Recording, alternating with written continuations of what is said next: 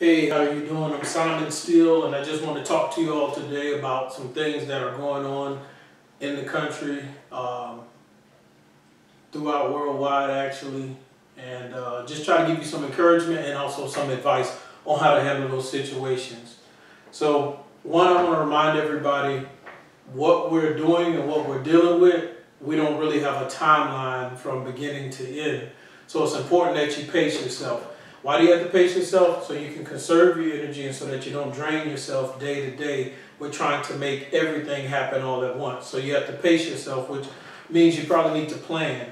Plan your day each day, but plan the day before or 2 days before. Also, when you have kids in the house and they're out of school, you decide whether or not they're going to get up early or get up later, because the kids have a long day as well. And so you have to take that into account and have activities or certain things for them to do to help pace themselves through the day. They're used to a schedule. They're used to block schedules at school. So certain times for certain things. No structure, no schedule, no plan, then they're going to be all over the place. Also, plan the day in advance. Also, work with the kids on being able to ration and portion their food out, understanding that they have to pace themselves with the food as well. One of the best ways to help the whole household, especially if you have a big household, pace your family, is everyone eating together or someone making a big meal, whether it be spaghetti or whether it be some meal with rice and vegetables and whatever else you put in there. Those big pots, so that it can last you a couple days and everyone's eating the same thing. If everyone makes their own separate meal, it's a little bit harder to ration and portion everything. Next, take care of yourself.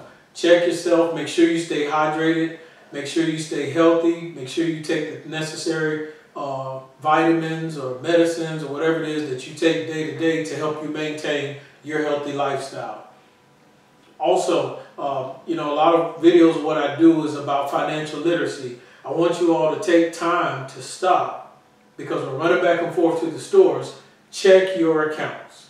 Check your accounts and check what bills you have coming up for this month and next month, and make sure you are on pace financially to be able to take care of those things and account for those things.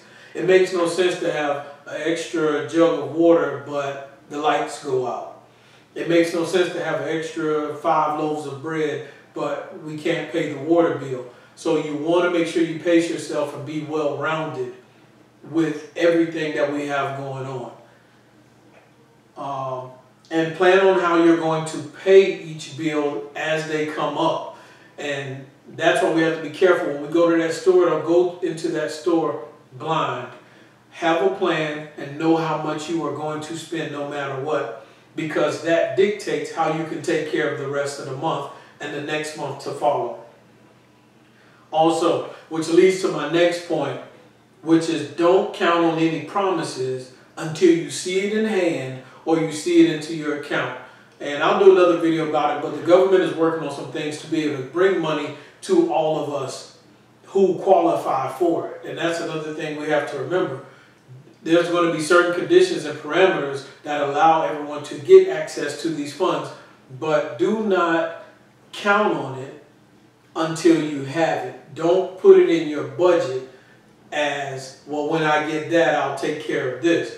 Because just like that, they can change their mind or something else can come up. It's Friday. I believe today the Senate is working on it, and on Monday they're supposed to finalize it. But regardless, don't count on anything from anyone unless it's in hand or in your account. Also, feed yourself positive things, positive words, positive music. Be encouraged. Stay focused on the things that you can control. And what you can't control is out of your hand.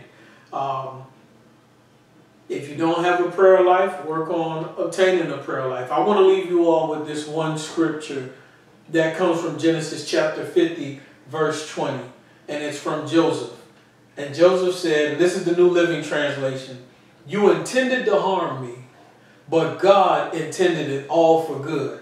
He brought me to this position so that I could save the lives of many people." There are so many of us with just an encouraging word. You may save somebody's life.